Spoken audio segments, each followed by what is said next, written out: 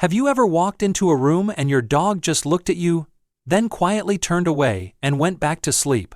No excitement, no greeting, just stillness. Most people instantly read that as love. They're so comfortable with me, they can even sleep beside me.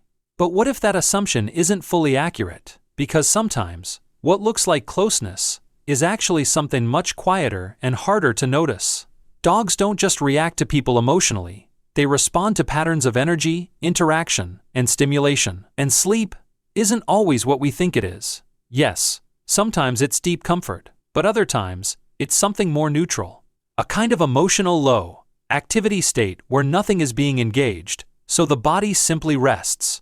The mistake we make is simple. We confuse calm presence with emotional connection.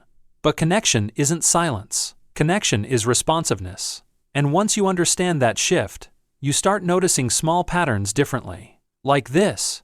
A dog that sleeps more around you compared to when it's alone. At first, it feels like trust. Like you're their safe space.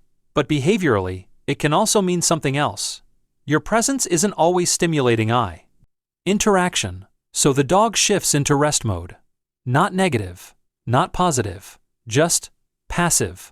Now compare two situations.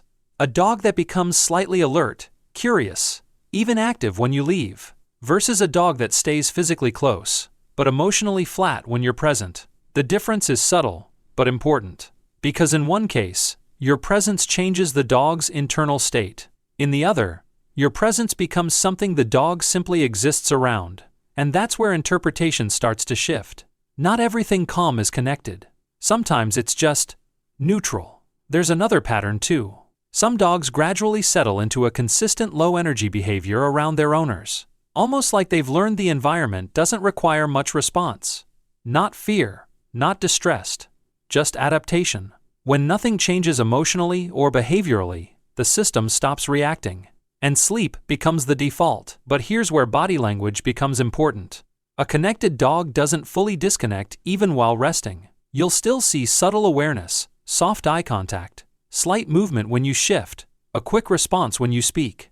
But in this pattern, those microsignals reduce. Delayed regarding. Actions. Minimal excitement. Eyes that open, but don't really track you. Not rejection, just reduced engagement. And that's where the misunderstanding begins. Because silence starts to look like comfort when it may simply be lack of interaction demand. Then there's the most confusing signal. A dog that appears calm and relaxed with you, but instantly becomes alert when something new enters the environment. Most people interpret this as trust. They're finally relaxed around me. But sometimes, it's simpler than that. Familiar things require no processing. New things do. So attention shifts naturally toward novelty. This creates a false impression. Excitement equals connection, and calmness equals bonding. But real trust doesn't always look like withdrawal into stillness. Often, it looks like soft engagement. Even in rest, there's awareness. A glance when you move, a subtle shift when you stand, a quiet return of attention that feels effortless. Not forced, not reactive, just present. That's the key difference. Trust isn't shut down. It's connection without tension. Healthy rest still allows re-engagement. The dog wakes, notices you, adjusts naturally, without confusion or distance. And small behaviors matter more than big assumptions. A brief eye contact, following you with the body, choosing to stay nearby but still mentally aware of you. Not obligation, but inclusion. We often assume stillness means closeness. But in reality, trust is often shown in movement toward interaction, not withdrawal into silence. So the relationship isn't passive at all. It's dynamic, living, responsive. And once you see that clearly, earlier confusion starts to fade. Because real trust was never about how quietly your dog sleeps near you.